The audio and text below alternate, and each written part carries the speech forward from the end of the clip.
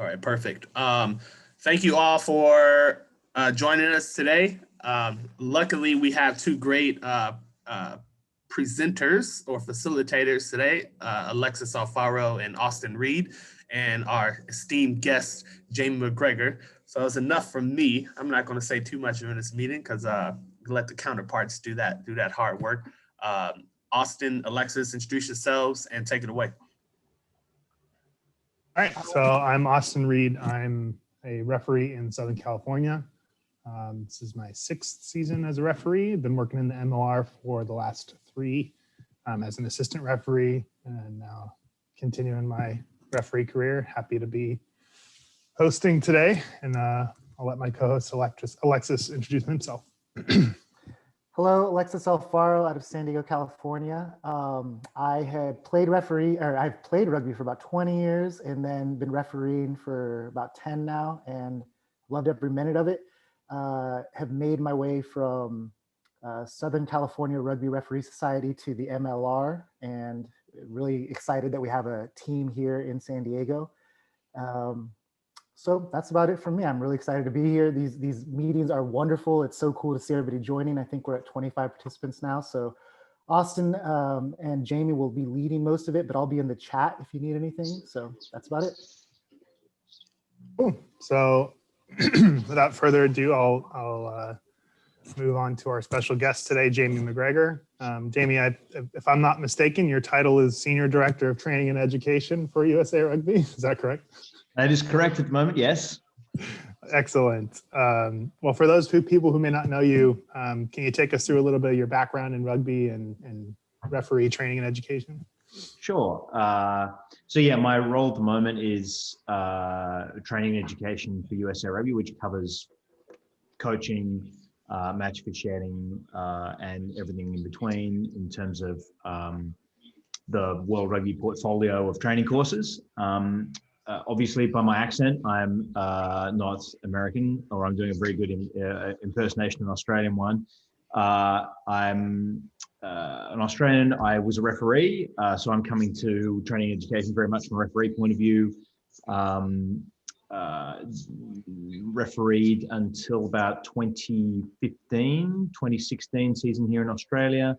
I have been working as a referee educator though since 2005. So I started with New South Wales Rugby Union then in 2005, eventually worked my way through different levels and was working for Rugby Australia as the match officials manager for community rugby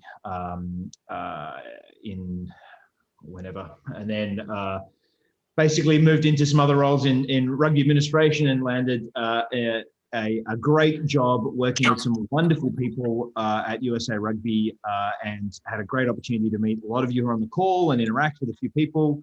Unfortunately, a global pandemic and a bankruptcy later, I'm in a different country again, but by the joys of the power of Zoom and the internet and the fact that even if I was in Denver right now, I'd still be having this conversation with you from my kitchen. I'm helping out again. So keen to be just talking some rugby and talk a bit about what's going on.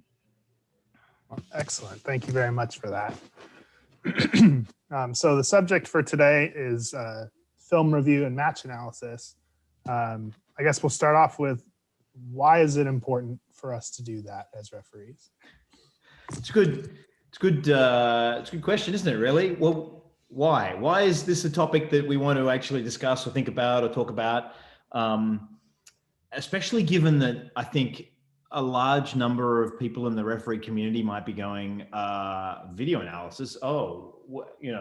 These people who get videos of their games, what a bunch of lucky bastards they are. I don't get video of my matches, why is this important to me? And that's usually a very large percentage of the rugby community don't get videos of their games, or they're in the situation where they have to, hunt down the person that they saw at the ground that actually had the camcorder or whatever it was. Geez, I just said camcorder. I'm getting old. At any rate, what I will say is I learned this very, very quickly working in referee education, which is that you will not get better unless you watch yourself referee. And I kind of liken it very much to, there is a phenomenon for some people when they first hear their voice recorded, or they've first watched themselves just on any kind of video or something like that. I think it's possibly less so in the current era where people are like taking video and selfies and stuff of themselves. And I think the current generation will feel a little less. But there is a generation of people that when they very first heard their voice back recorded went, I do not sound like that. Surely that is not what I sound like, or I cannot believe that I come across in that fashion. And I think refereeing is a little bit like that as well. When you first get a video of yourself and you go, holy crap, is that really what I look like, or what I do, or is that how I look? And I will add that is multiplied again the day you get video with your audio attached to it. And that is another jump up from that. So I think the point about discussing film review, even though it's not available to a large number of people, automatically I can't impress how important it is, because it's a major step in a referee's development to actually see what you do, how you come across to the players, how you come across to the crowd. And I would actually say, with the fact that everyone is now walking around with one of these and they can get friends or people to help out, there has never been a better time or an easier time for people to get film of you refereeing. So I think it's a timely kind of thing for us to think and talk about. Ultimately, though, my argument is you won't improve without it. And it's a tool to hold yourself accountable, really, about your own development, because the video doesn't lie in a certain sense. So that's kind of what I would say to that. Yeah, no, that's excellent. And I know for those people who may not be able to get film, for me, one thing that I've done is have a voice recorder in my pocket. And that's been extremely helpful, even when their games are videoed, because like Jamie mentioned, sometimes you can't hunt down the guy, or the video file gets corrupted in the transfer. And at least with that, you can kind of hear how things go, and you can kind of replay the game in your head and hear how you're communicating with people. And that's hugely important, as much as your physical presentation is as well. Totally. Excellent. I mean, I was embarrassing when I very first started, because I was working at the Waratahs in a professional environment, and I was kind of like, I really need film of my games. I remember stalking out the company that was doing the filming of like Colts rugby here. It was in VHS. I don't even know if some people have even heard of VHS, but I was like getting VHS tapes of games, no audio, no nothing, and it because I realized very quickly that how actually important it is. So do whatever you can. Hunt that person down that's got that camera that does that game. You won't regret it. Yeah, definitely agree. So the point of this group, I guess, is to try and elevate the referees on the West Coast and extend that education opportunities to the greater rugby community of the world, it seems. So how can we That's Marquise, right? One day the West Coast, tomorrow the world. Is that's the way this is working? You're pretty much right. Yeah. Sorry. No, all good. That's So awesome. how can we take that next step from kind of the community level up to more of a professional attitude? What are the professional environments doing differently than we may be at the community level?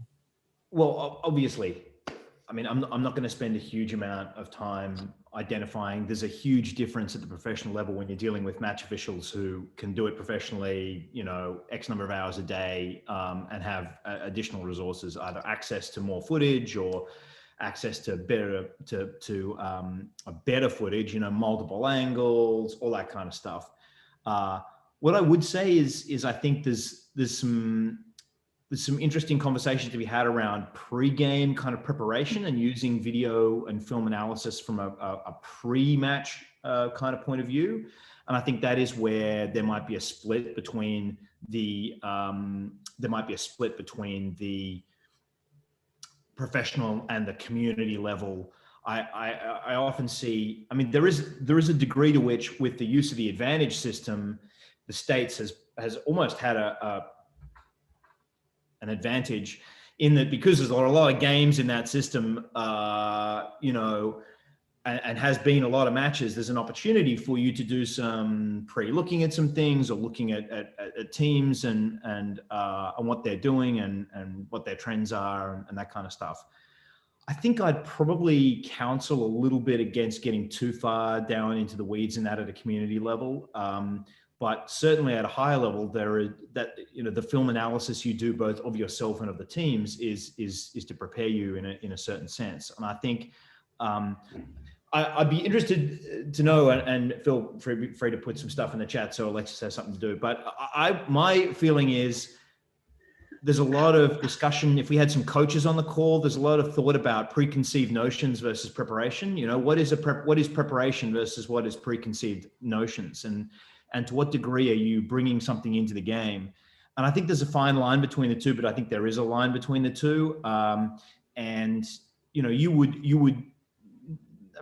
What's interesting is you would not go to a match as a coach of a team without having the foggiest clue what the opposition are actually, what their strengths are, or what they are likely to play, or who their best players are, or anything like that.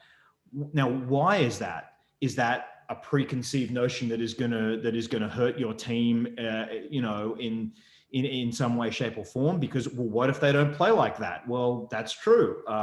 But it is also going to hurt your team more if stuff that you could have prepared for happens that you haven't prepared for because you haven't done any due diligence before a match. And I think being a referee is similar. Now, I might just share something I've got going up here on screen if I can. Here is I know he's the let me just see if you can get this. You're getting a little be seeing a nice little quote here, because what is a presentation without some quote from a dead person that they probably never actually said? And that is, in this case, the Lincoln's quote, "If I had 6 hours to chop down a tree, I'd spend the first 4 hours sharpening the axe." And I mean, I have loved that quote about refereeing for a long time, which is to say, preparation is such a great way of improving your refereeing. I would say there's two aspects to it. One is the preparation about the game in front of you. One is the preparation about what you are doing and what the film review can tell you about yourself. I might just put up here because I thought you'd be interested. And I blanked most of it out on account of the fact that I had most definitely not asked him if he is happy for me to share this. This is the Tri-Nations plan from Angus Gardner for the last game of the Tri-Nations we had between Argentina and the Wallabies. One thing about being back in Australia was I had the great joy of being involved as 4 and 5 official through basically the entire Super Rugby. I mean, at the time I had no job, through the entire Super Rugby and then through the Tri-Nations series. So, I had a great time being part of that team. And let's just say there was a lot to do on the touchline in a couple of matches involving Argentina and New Zealand and the Wallabies. Anyway, we'll move on. If you want to hear more about that, that's another Zoom meeting. But this is the preparation plan that goes in. Now, wherever there's a blue box, I've kind of just, blanked out whatever Gus's notes were. But I think it might be interesting for some people to see what preparation went into this game. And all of this comes from video review. All of this comes from film review. All of this comes from what have I seen of the individual teams. So he's breaking up the match into tackle, ruck, scrum, line out, maul, space, and just other stuff. And for tackle ruck, he's identified players that like to compete, and then for each team, and then in the summary there is and a couple of other points, and in the summary you might see here there's a team of 3 note, and then there's a him note. So in the summary there's, okay, what do I need to do from a team of 3 or a team of 4 perspective if you include the TMO, and then what am I doing from my perspective. Same thing with scrum. So he's identified exactly who are all the scrum, who are the people who are going to be in each position. They already know in advance which AR is going to be on which side of the scrum. So we know Bez is going to have Chapar and Alatoa, and know something about that particular battle between those two. What are those props like? Whereas, and you know which side of the scrum Angus is going to start on. So he's identified already, I'm going to start on this side of the scrum, all the way through to some things that he thinks is going to happen. Same with line out, more space, and then identifying other players and other derailers. Anyway, moving that from my point of view, that's an example of the preparation that can go into then a match. Now, what can we do at the community level? I mean, to what degree can I take something out of that? My thought is if you have the opportunity to see any footage of upcoming teams that you are going to referee at the community level, you've got 24 hours a day when you can spend on this stuff. I would limit myself to two major things. One is scrum, because scrum is just such a crucial part of the game that if you don't get that right and you don't have some idea of where those teams are going to go, that'll leave you behind the eight ball. And the other is just a generic sense of how teams want to play. Is this an expansive team? Is this a set piece team? Because that should in fact change the way you referee. A friend of mine, former Super Rugby ref, guy called Nathan Pearce, I told this story which I love, which is I think it was his first trip to South Africa to referee, and he had I think he had the Cheetahs and the Bulls or whatever it was, or actually no, it would have been a New Zealand team, because it was back in the days when Australians actually went to South Africa because they were playing, because you had to have neutral referees. And he arrived for his team pre-game briefing, and the Bulls basically told him, do not play advantage for us. We do not want advantage. You just give us the scrum or the line out. We want a set piece the entire day. We don't want to waste time playing advantage. That's the way we want to play our footy. And of course, the New Zealand team is the exact opposite. Now, if he goes into that game not having those conversations, not talking to those people, he referees the wrong game of rugby. But he goes in knowing how each team wants to play. He referees the match differently to one side than it is for the other side. Are you doing something differently there to one team? Is that unfair? Are you doing something? No, you're actually applying the law of advantage, which is the whole point about is allowing the team to play the ball as they wish. You're applying that principle correctly to both teams. So for the Bulls, whenever they want to, knock on, advantage, penalty, whatever, bang, no, here's your penalty, here's your scrum, here's your whatever, and they were delighted. And similarly for the Kiwi team, expansive team wants to play some way different. So if you can just get those two things, a couple of things, just a sense of how a team wants to play and something that you can understand about how they scrum, honestly, that is about the vast most I would want to take into a match at most levels of the community game. I think don't get too cute about it. Most of the work should be done on you. How am I going to improve? What do I have to do differently, or what do I have to do better? Is that fair to say? Yeah, no, that's great. That's excellent. I think that goes, like you said, that preparation kind of just helps you make your game plan and prep your talks for the teams with the coaches and the players in the pre-match. So that's excellent. Moving on to, no, go ahead, Alex. Do you mind if I add something just from the chat? Is that going along with a lot of what Jamie's saying about, how does it transfer down from the professional level to the community level? There's so much available on YouTube now, and you can watch games at your leisure whenever you want. They don't have to be your games, but I think what I'm hearing is that watching others do it helps you save a lot of time and making your own mistakes. Learn from others' mistakes. Good way to do it, right? Yeah, I like it. Definitely.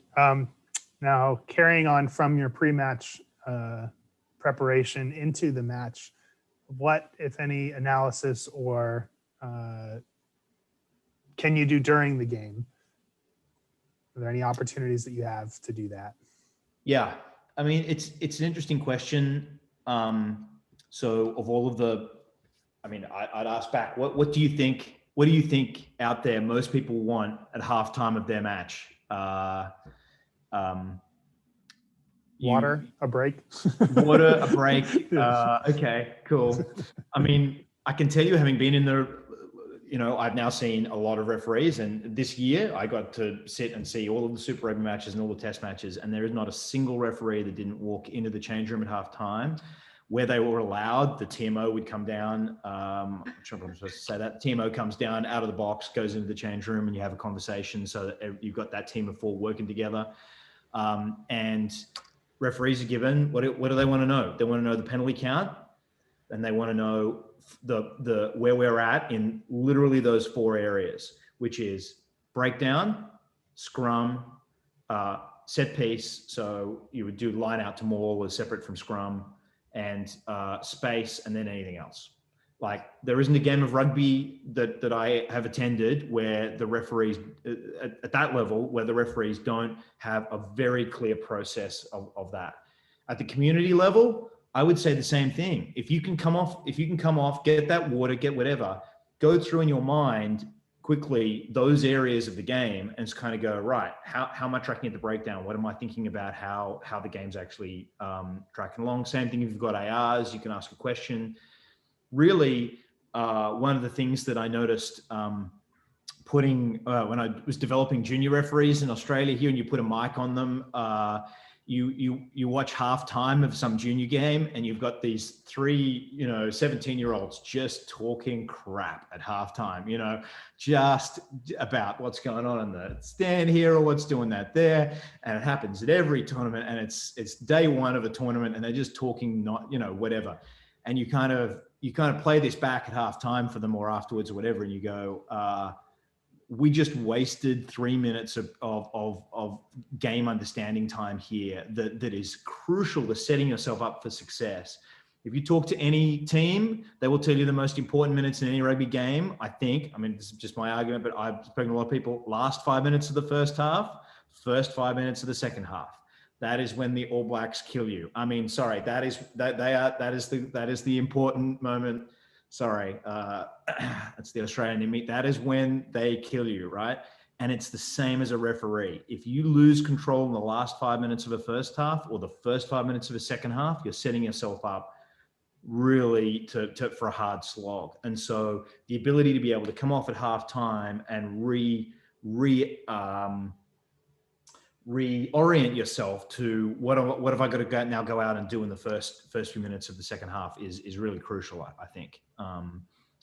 So everyone should have the same process. To my mind, it is breakdown, scrum, line out to maul, space, anything else that I want to think about, and use your ARs and actually have a process to go through. And I can tell you, in the tournaments I've been part of, where you start off with referees not having a process, and you get to a point where at halftime they come off, right, team of 3 or whoever it is, right, talk to me about this. What am I seeing about that? The reason that I mean, in a session called film review, I think the important reason why we talk about halftime is that is the same process that you would go through if you were reviewing your own match after the game without video. So many people without video, it's the same kind of process. And if we have time, I might think a bit more about an approach to video review in your mind, like how might you review a game even without video after the match. Anything anyone wants to add about that for halftime thinking? Yeah, I got a quick question, Jamie, if you don't mind. Sure. Sorry, gentlemen. I'm a big stats man, and you know that. How would you say, if you were to get these statistics at halftime, like the interpretation of that, like, hey, I blew 17 penalties here, I blew 5 here for that. Like, how would the referees interpret that information? And does that kind of make sense? Yep. Like, once you get it, then what are you going to do with the data, so to speak? Yeah. So there's 2 things I'd say about that. I think there's a difference between statistics and information. And as we might touch a little bit about actually moving post game and doing an actual full video review and thinking about what the difference is between that. I don't think they don't want anything other than the penalty count, right? Most of the time. So the question is, what would you do with the penalty count? Well, I mean, for a start, you just said you blew 17 penalties in the first half. Marquise, I'm taking you off that second half. Quite frankly, you ain't coming back. If we're in control of the game, we're giving you a calf injury, and you're coming off, champion. That's what I'd say. But if you're in the situation where you understand if you're at a level that a lot of these people are at, it should reinforce where you're positioned in the match, because understanding the player expectations of the game is crucial to you performing properly as a referee. So if you're taking the attitude of, no, the penalty count's 7-3 or something like 8-2, immediately at halftime. Now that may be a completely that may be a completely fair reflection of that first half, but I need to go into the second half knowing that a team feels, rightly or wrongly, potentially aggrieved about the situation that the game is in. And I have to be aware of that. And I have to either communicate properly to the team that's giving away penalties, or I have to communicate in a certain way that's going to take that game expectation into the second half. Because there's going to be some frustration around that, depending on how things go. So it's not about, I cannot tell you the number of times I've had conversations with coaches about referees evening games up or doing this, that, and the other. And there is some evidence of that if you look through the data, if you want to look hard for it. But I think from a refereeing point of view, it's more about being prepared for player expectations and the situation that the game finds itself in, and being ahead of that puts you in a better spot than if you know nothing. And the number of referees at a community level that come off the field, and you as a referee coach or whoever chat to them and go, do you have any idea what the penalty count was in that game? And they just look at you blankly and go, not the foggiest clue. And, you kind of go, no kidding, or whatever else it might be. So that is the place where you as a referee don't want to be in. So have I answered that question? Yeah, beautifully. But I don't blow 17 penalties, so you all good. No, I know you'd never do that. I was just kidding. All right. What's next? Excellent. Can I throw something out there? Yeah. Okay, I had a situation, like you said, you get a penalty count that's out of whack, 8-2, something like that. And it seems as though one team doesn't quite understand either your standard or your definition of what it is you're looking for, either at the breakdown or whatever. And I had a situation where, when the tackler assist had to release before they re-engaged, team was doing a high-low tackle, tackler assist wasn't releasing, I'm penalizing, I'm trying to explain it to them, they're not getting it, penalty count heavily against them at halftime. I go over at half and say, guys, this is my definition of what it is I'm looking for. If you're in contact with the ball carrier prior to going to ground, you got to release before you re-engage. Plain and simple. In this case, you just don't want to engage until they hit the ground. Have your high person come in late. Well, you have that conversation, penalty count flipped in the second half because now the team wasn't getting pinged for tackler assist. The penalty count is for not releasing because the poachers timed it up right. That's, to me, some of the things that you might look at. If you've got a high penalty count one way, what's the miscommunication? What are they not getting? What are they not seeing? Do they not see my standard? Do they not understand what it is I'm looking for? Because at the end of the day, all we're trying to do is get the players to do what we want them to do. And any excuse to blow the whistle is a good one. And if we can stop these guys from committing penalties, then that's better for everybody. And if we can just clarify our position in order to make that happen, it's easier than a whistle or a card. Couldn't agree more about that. The only thing I'd say about that is, I think that's great, and that sounds like you've done some excellent proactive refereeing there. The only thing I'd add about that is sometimes I see referees have that conversation with the captain as they run back towards kickoff. It's kind of like you have your chat with the team of three, and then you have. I would really encourage people to have that conversation if it's in your mind as soon as the half ends, so that they can actually do something about it in the halftime briefing. The number of referees I see finish at the halftime are about to run back for kickoff, and they run up to the captain. Hey, here's some stuff that would have been fantastic for you to know 5 minutes ago, and that really annoys me. So that kind of proactive refereeing at halftime sounds great. Excellent. Thank you for that. So now moving on to the post-match. Once you're done with the match, you've had your breather.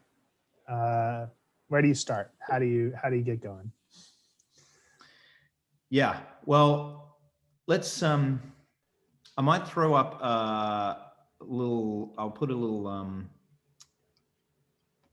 let's see if I've got a couple of notes here. I think I'll share just some of my thoughts about, this session's about film review, about video review. What is the post-game process, and what data should you collect, and what's interesting about it, and how should we think about it? And I don't think anyone's going to be hugely surprised by what I put on screen.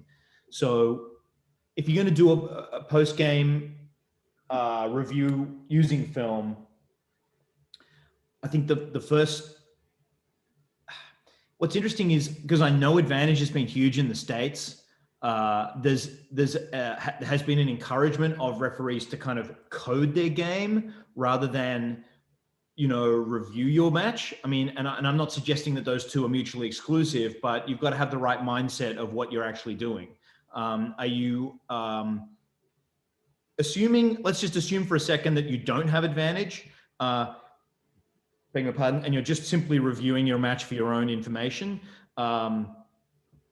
This is how I would encourage you to structure the information that what you should be looking for. You'd be keeping some running notes just about the game, just about stuff that you see. I would be keeping penalty counts separate. So I would be keeping a penalty count for one team separate from the penalty count for another team, and actually have that as a visual sense and have some timestamps around that. And I would do the same thing around scrum. And by scrum, I mean on one team's ball and on the other team's ball. Because the whole point of review has to be about two things. The whole point of review has to be about the game, and it has to be about you. So what you could have done better, or what you could do differently, or how you need to improve, and the game itself. What could have improved the game? What happened in the game? How could you, as the referee, have made the match better? So that's the reason I hope that is the reason we as referees get up in the morning and go to the ground. We go to the ground to add value to the game of rugby that is about to happen. We're not there. If you're there for I'd say if you're there for any other reason, that is a problem. If you're there on I've seen referees referee for a lot of reasons, because they've been emotionally blackmailed into it, because they are on a power trip, because they have, they love the game and can't coach, or they can't play anymore, or whatever it might be. And all of those are interesting motivations. But ultimately, at a certain point, your motivation has to be, I want to provide a better game for these players than if I wasn't here, and it was a different referee, or if it was someone else. So that has to flow into your post-game review, I think. So what am I looking for? I'm clearly looking for trends in the game that I either didn't spot during the match. Why? Because this is going to help me spot it in future games. Because if I can see it happen in real time on the video footage, then I'm going to get into a place where it makes it easier for me to spot these things on the field. Now, there are 1,000 ways of doing this. I mean, I'll share a couple of things that I've seen over the years for those of you who are on screen and want to look. Here's an Excel sheet where someone's, this is stuff that is now in Advantage in some way, shape, or form, which is why that's such a good system. People have used a bunch of different things over the years. So you can see this person is still keeping track. There's some running notes. They're identifying the penalty count and what's happening in the scrums at the same time. And they've got they're color-coded things to scrum management and game connection. Okay, that's great. I've seen there's a Microsoft Word template here that a couple of referees, oops, sorry. I think I've got the wrong one there. Is that showing you a match review template here, East and Eastwood? So you've got a few issues about scrum. I kind of like this. This is world class, no class. So what are some things that I did that were world class, and what are some things that I did that were no class? A couple of queries and notes. Here are my key focus areas that I took into the match, and then are there any takeaways? None for this ref. And then this is the penalty kick tally for one team and the other team. There's 1,000 different ways of structuring this information.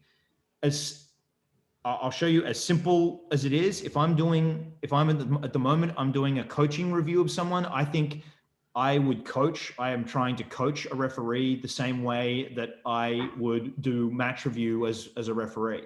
So, I mean, this looks a bit ridiculous. I don't know if I can make this a bit smaller so you can see it more clearly on screen, but these are my running notes for referee. This was a US referee, and I just did it in notes. So what am I doing? I'm keeping track of just some running notes with times. That's first half, second half. As you can tell by the second half, I was done writing notes. And you've got here, penalty kicks. Okay, 2 red and 2 white. First half, second half, clearly identified, and then scrums. So I'm looking at what's happening when the scrum feed is to red and what the scrum feed is to white. And all this is helping me do is identify trends. I used to do my own video review in one long list. So you could see one long list. And I got to be honest, I'm one of those people that needs to see visually, oh crap, here is a trend, here is not a trend. And I think that can be so powerful for you as a referee when you go and you actually see those things a little bit more visually than if you have to kind of work to get them yourself. I'll give you an example of this if I can. Let's see if we can use this example here.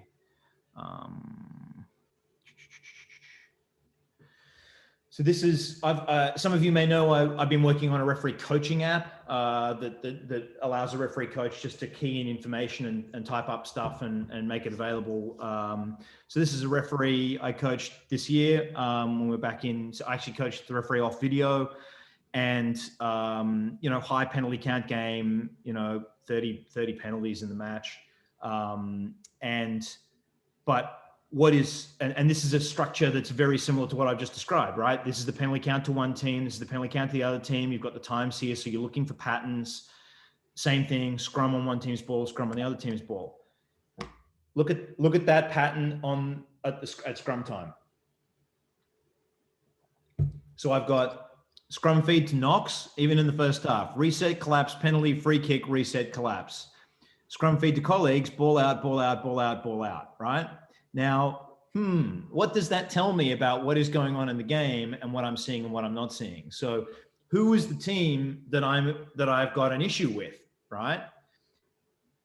This is where I should have a poll set up. Who is the team here that I need to talk to? Do I need to talk to Knox or do I need to talk to colleagues?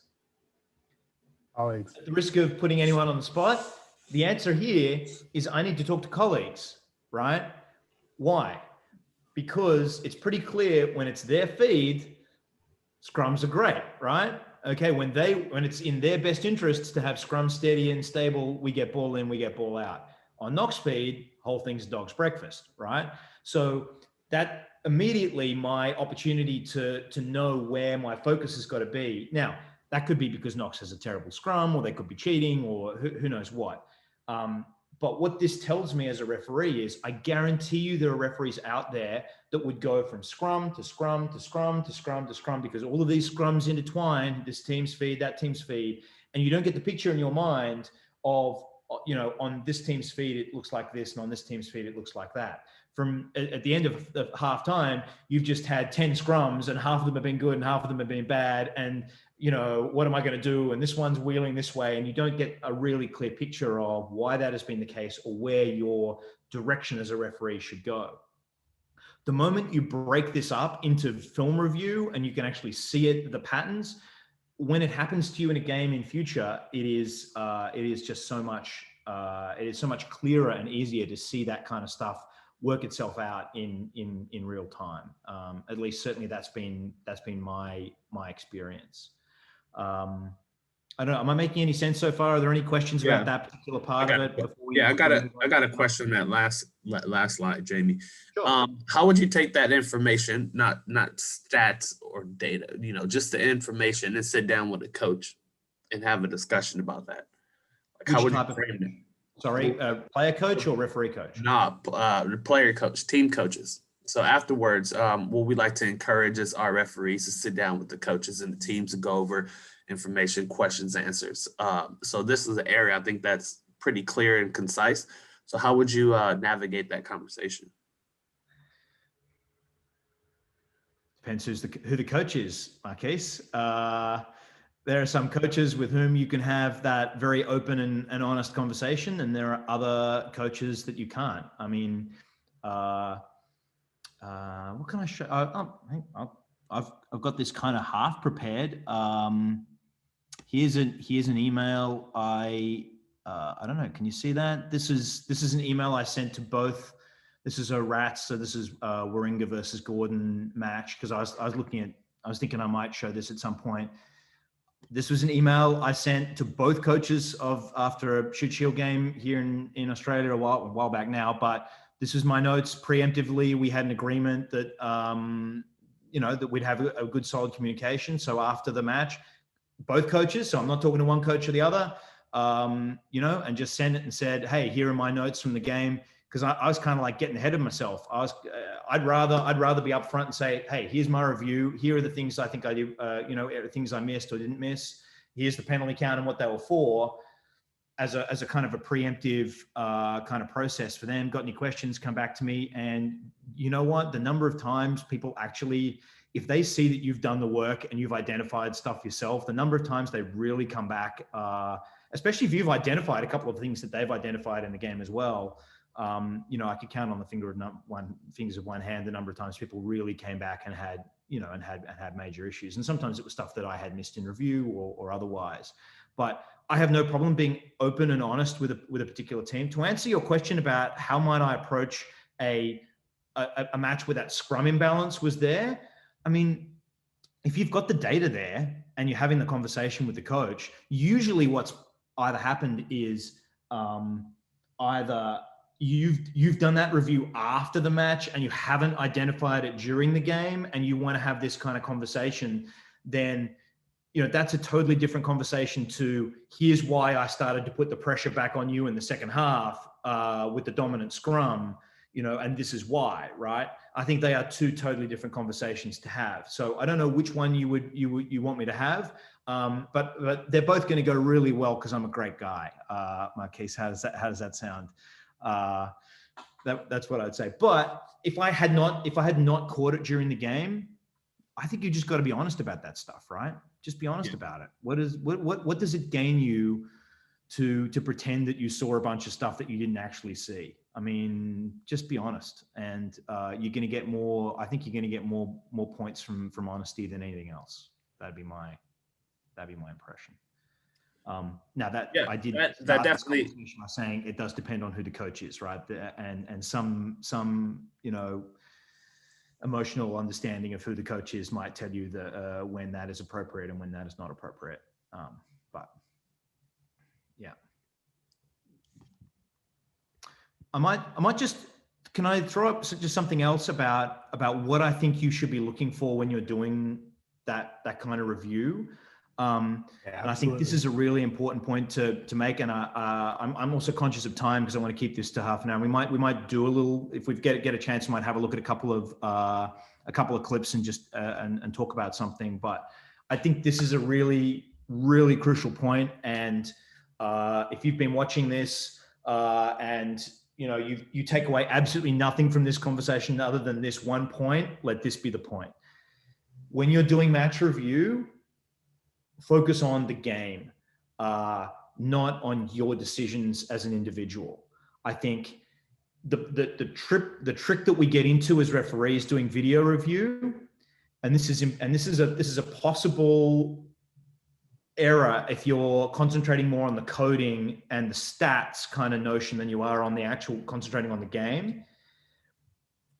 If you're the kind of referee that had an incident, so, okay, there's an incident in the game, there's hands in the ruck penalty, and you go, I'm not sure, maybe I got that right, maybe I got that wrong, I'm going to go back and review that. And you sit there on video and you look it back and you go, I think I can see, I think his hand's there. Hold on, I'll replay that back. And I replay this video back 5 times, just looking for that hand. I go, I think I can see, I think I got that right, it's all over, Red Rover champion. You know, you are forever going to be a terrible referee if that's your approach. Because now my approach is, I'm not here to improve myself. I'm here to justify my decisions based on the video, right? And the moment you take that approach, you ain't going to go anywhere. So every decision you look at is not, did I get that right or did I get it wrong? And this was something, there's a referee coach here called Dan Cheever told me as a review principle, and I've never forgotten it. And I think it's so important. It's not whether I got the decision right or wrong. It's, was there a better decision to be made? So I look at that, if I look at that breakdown and I see the hand there on the fifth view, and I kind of go, oh, great. You know what? I did get that right. Pat myself on the back, whatever it might be. But in the game, but I haven't looked in the game context. In the game context, that was a decision that A, takes 5 reviews on video before I can even see the hand. B, who knows where we were in the game, what the penalty count was, what the structure or time of the match was. Even if I was right, maybe I was wrong, you know, or maybe there was a better decision that I could have made there. And I think that is an approach to review that is going to do you a lot of favors that a lot of referees don't take. They take the path of looking for something right or wrong. I know there's a referee here in Sydney who refereed a game, NRC, an important National Rugby Championship match. Last minute, made a breakdown decision that was very iffy, right in front of the sticks. Changed the outcome of the match because the team kicked a penalty, won the match. And the advice back was wrong decision, because you were the only person in the entire ground that saw that infringement or knew what that was about. And you know what? That referee was like, no, I saw that. I know what happened. I got it right. And stewed over that decision for about 3 months, I think, because it was right at the end of the season. And it wasn't until about like January, February, when our season starts again, he came back and went, you know what? I get it. I made the wrong call. I understand it now. And not only that, he put his hand up and said, I want to do a presentation to the whole society about how to finish a match and how I screwed this thing up. And you know, God bless him. He stood up, put the video up. We went through the presentation. We talked about it as a group. And still, don't worry, there were 20 people in that referee society who said, mate, if you saw that decision and you made the right call, you know, that's what you were there for. And there is a reason that those 20 referees are refereeing terrible games of terrible rugby every week, because they don't get it, right? And I think that's the really important takeaway here, which is there'll be no growth for you as a referee if you're not willing to think about the game first and yourself differently. So that's a big point to be made there about, can I find a better decision or things I could have done differently? And to the point of Austin putting an audio recorder in your pocket, what could I have said differently? All about collecting trends. Just a bullet point there is something worth noting or not. My principle has always been in doing review, you note it the first time, just in case it becomes a trend, because, you know, for something like advantage or whatever, if you go, oh, poor advantage here, do I really need to note this? Probably not. But if I don't note it now, and then I suddenly discover halfway through the second half, I've got like 7 of these, I can't go back and refine them. So I kind of find you write a lot to begin with, and then you work out, you know, if there's a knock on here, there's a knock on there or whatever, you work out the things that are important and things that aren't important. Are there any questions there about that principle I'm talking about, or that approach that we're talking about? Sorry, Jamie, could you explain trends and the importance of that? Because I know you said it a couple of times, just want everyone to be on the same page as far as what does that actually mean? So for me, a trend is something along the lines of what I pointed out around that scrum. So that a trend at scrum time is that on X team's feed, we've got stable ball, on Y team's feed, we don't. Similarly, if I look at the penalty count, I'm looking at a trend of penalties against one team or penalties in a short space of time that I missed in real time.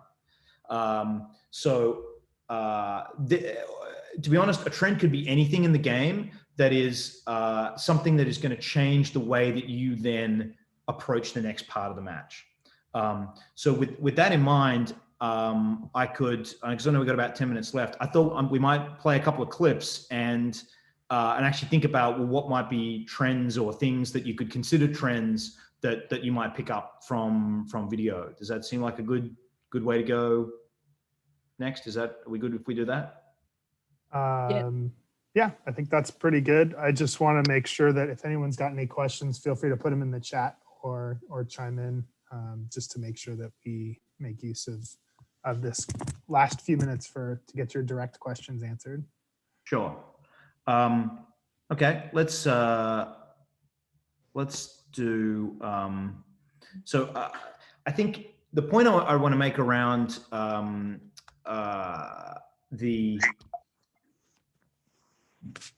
video analysis is that doing video analysis allows you to go through the same process that you would go through in a game, just slower and with more time, so that when it actually happens in a match, these things become second nature to you. So let's just play. You don't have to see the real, there's nothing, none of these clips are there real detail. So don't worry if you can't see everything perfectly. This is just a Super Rugby match. What I wanted to think about though is the process that you would go through as a referee. So if I'm doing video review and I'm going to show you a whole bunch of lineouts, right? So this is the first line out of the match, 5 minutes into the game. Real simple. I want to think about a process of how I'm going to deal with what's in front of me. So what's the context? What might my communication be to these two teams before the line out? Then what happens? And then from that, what might my communication be afterwards? And then potentially there could be communication, there might not be. And then what does that feed through into the context for the next line out? So that's really what I want to do in total. So first line out of the game, referees at the front. Does that seem like a fairly standard positioning choice to make? Yep, all good. We're gonna have the throw and blue take the ball into a maul. Okay. If anything, ref's a little late to run around, and we've got a side entry issue. The whole thing ends up collapsing, but if we do or don't note it, that's fine. Okay. End of clip one. Clip two. So we now move to the second line out of the match.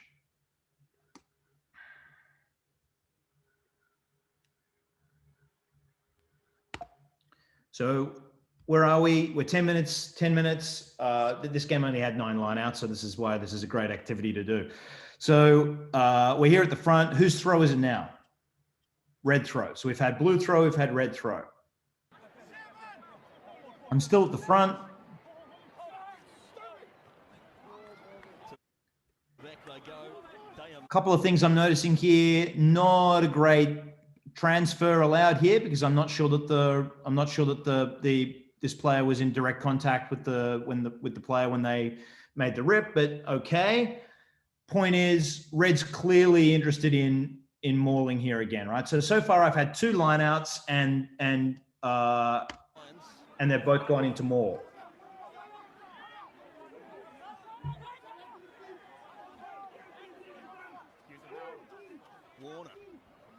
End of that. Happy days. That's the end of line out 2.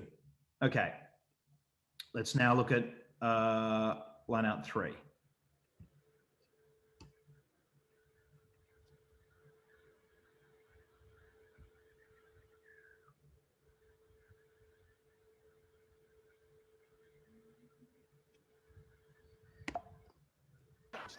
So where are we now?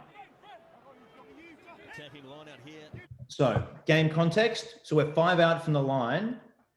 So this is where video review can be really helpful, because if I just take that cycle that I've just done, I've gone, okay, start with my context, move through my communications. What might my decision be? What communication might I now have, and puts me into my next context. So now I've arrived at the next context. 5-meter scrum. What am I thinking here? I've had two lineouts. They've both gone straight to maul, and now we've got a 5-meter line out to red. I know I've just had a bit of a dodgy transfer off. So probably as we approach this line out, what's my communication going to be?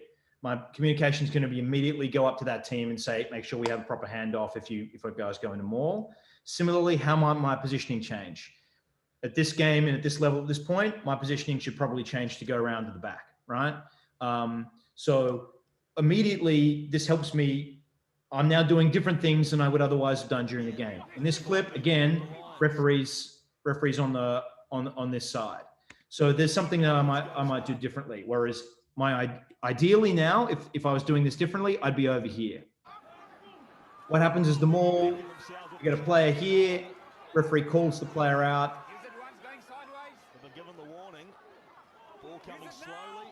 Whole thing disintegrates, and we end up with a maul. Now, there's some points to be made about the decision making here, but to be honest, the point about the video review for me about changing things is, yes, we could look at that video back, that decision back. Did I do something right? Did I do something wrong? You know, whatever it might be. But more to the point, what am I now going to take into the next lineup, right? So my next lineup with that particular team, what is my decision going to be? What am I actually going to say? And at the risk of, I'd love to do this whole exercise through either the whole 9 clips, or another great way to do this is with Scrum, which is to take yourself from one Scrum, watch that Scrum, and now go, okay, at the next Scrum, what's my new context? What am I going to communicate? What am I not going to communicate? And actually take this kind of process and turn it into something such that when it happens during the match, it becomes more second nature to you.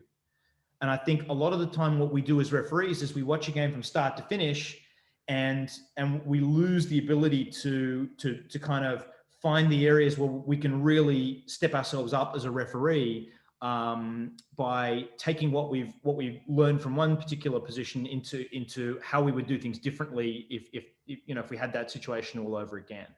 So I'm trying to take Marquise's question about trends. What I'm looking for in the game are trends that are so hard to spot if I'm out there in the middle of the game and things are happening, because I'm going from scrum to line out to tackle to, breakdown here to a foul play incident there to whatever. And as a referee, you lose track of all of that mess in your brain. And the more you can train your brain to be able to see patterns and to see trends as they occur, either at scrum time or in the penalty count or in the way a certain team is acting, in the red zone under pressure, or at line out time. Okay, I know I'm going to have 2 teams that want to maul from line out the entire day, so I don't just rock up at the front of the line out like I do every other time. I'm actually thinking about things. I'm one step ahead of the play. That is the power of film review and video review to improve you as a referee.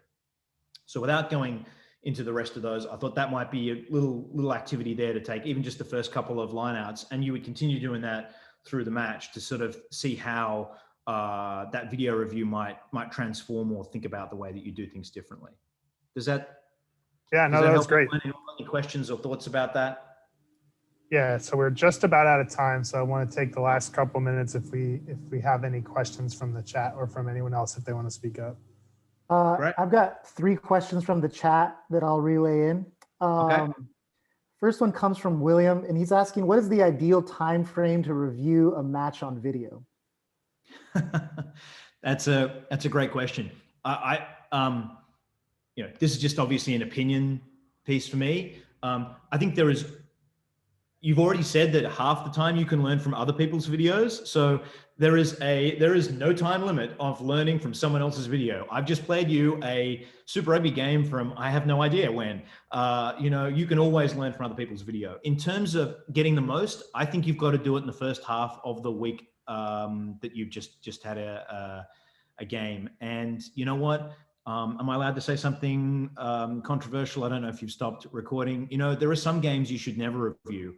And one of the concerns I had about Advantage and you poor referees not getting paid until you've coded your bloody game was, I can distinctly remember a match I did where the referee coach our top referee coach in the country came in to the change room and whoever the video guy came down with the video and the coach was like, let me take that and throw that in the bin. We will not be looking at that game again. I was at a psychological point where I needed a week off reviewing rugby, working in rugby, doing a whole bunch of, I just needed a week off. There are some games that should never be reviewed, and you just move on. So look, I would normally say, if you want to get the most out of it in the first half of the week, primarily because you need to remember stuff that happened outside of that, especially if you don't have audio. You kind of need to have some memory of what was going on to get the most out of it, I think.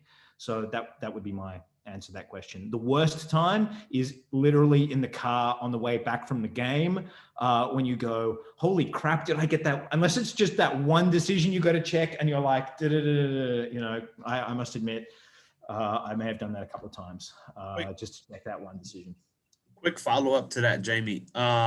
I know a lot of our referees, once Advantage came out, there was a bit of hesitancy because we always want to review our perfect games in our mind and kind of throw away our trash games, and not let that be public. So my position on that was like review everything, get used to being in that environment where this is a part of the refereeing process versus thinking about, like I want to put my best foot forward. Any Yeah. thoughts on that? Can I just cut that? I just want to be clear. I'm a huge proponent of that system, and in fact have been working really hard with Richard to get that available again for USA referees. I know there's a lot going on in refereeing at the moment behind the scenes, but USA Rugby definitely has already put some money back towards into making sure that system's available for everyone across the country. Richard's made a couple of changes to it. That's a topic for another day, other than to say, I'm making a little joke about that there are some games that should never be reviewed.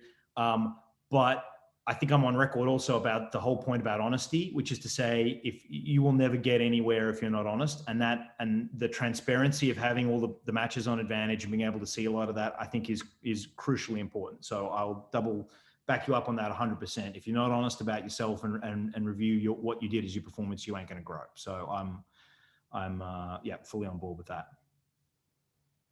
Other questions, Alexis? Two more, Jamie. Thank you. One is coming on. Obviously, you've spoken a lot on video sessions and reviewing it and reviewing it with others. The question comes: will there be a group think developed, and how do you kind of manage that? And I guess maybe that question is coming from every referee has their individual flair, and then trying to also make sure that we're all making the same decisions at the same correctly, so that teams aren't getting one game one week and then another game another week because the referees change. Does that help you? I'm not 1,000% sure what the question is, other than to say, is groupthink possible? I would challenge that a little bit. I think every referee brings something innately different to every game. Do we want to get consistency across the board as much as possible? Yes. Is that actually achievable? No.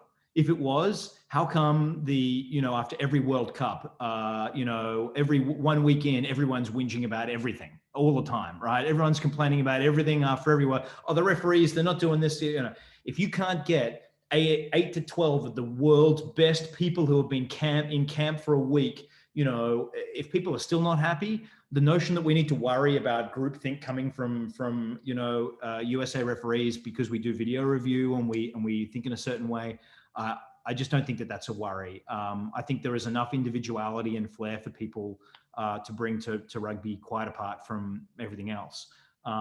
If anything, a lot of people would argue that we don't have enough consistency, rather than that there's too much of it. And honestly, I would hope that we should be bringing more consistency in terms of a more unified coaching approach.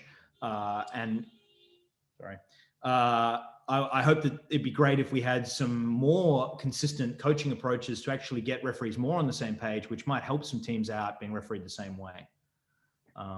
That'd be good. I think there's still room for 100% answers the question. Still room for flair. Sorry, Yeah. Alexis? No, I just say that answers the question. So thank you. Cool. Last question coming in from Barry, a fellow countryman of yours. He says, what role does pre-game planning have on your preconceptions of individual battles, set pieces, expectations, etc.? How do you use it to help your game? I think the point about that goes back to preconceived notions versus preparation. So I think the pre-game planning means that, hold on, I know an easy way that will stop me talking for 5 minutes on this, and might be a nice little way to finish. I'm going to share a screen of quotes that are American quotes. Can you see a thing there about preparation? Yeah. Bill Walsh, who I believe was a college coach, flying by the seat of your pants precedes crashing by the seat of your pants, which I love as a quote. It's better to look ahead and prepare than look back and regret.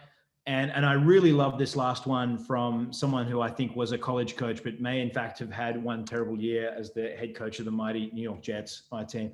Lou Holtz, you always have to prepare for the obstacles that are going to come. Consequently, when they do come, it doesn't affect you mentally as much as when you're unprepared for them. So the point about pre-match preparation isn't so that you can do a gotcha. Oh, I spotted this or I spotted that or whatever. It's because you're mentally prepared for something. When it happens, you're not surprised or thrown or put in a position where you're out of your equilibrium in some way, shape, or form. So that's the purpose of preparation. So if you know there's a pre-game battle between this 7 and this 7, it's not about my preconceived notion that this guy doesn't do this or this guy doesn't do that. It's that I know what issues I'm going to face. So when I do face them, I'm mentally prepared for it, as opposed to a scenario where I'm not mentally prepared for it. So I don't know if that answers that question in particular, but that's the way I'd like to think about how that preparation sets you up for success. I think that was great. And with that, I think we'll be respectful of everyone's time, and I think we're going to call it there. So thank you for your time, Jamie. Thanks for getting up early and hanging out with us. Cool. And I'll say thanks to you guys for doing this. I think it's a great initiative. Opening it up to as many people as you have is awesome. I hope that other parts of the states, as we develop, create kind of development groups, do similar kind of things. Well done on setting this up and really pushing and making this available to your referees out in the West. And good luck for a season that is definitely going to happen, right? Vaccinations rolling out. There will be rugby again. And when we do, it's going to be great. So thanks to you guys for putting this on, because this is, it's an awesome series. And I look forward to seeing what all the other player coaches and other people you've got coming up have to say. Awesome. Thank you, Jamie. Appreciate it. Thanks, Jamie. Thanks, guys. Now it's 7 a.m. Get some sleep. You can also look up this on YouTube as well. The recording will be put up on YouTube for anybody who wants to pass it on or watch again. I'll send the links out to everyone who's registered as well. So no one's going to want to watch it again. Those that didn't see it will like to watch it though. This is great. Unless they're gonna slow down and try and find stuff on the screen shares as to all the mistakes. Jamie,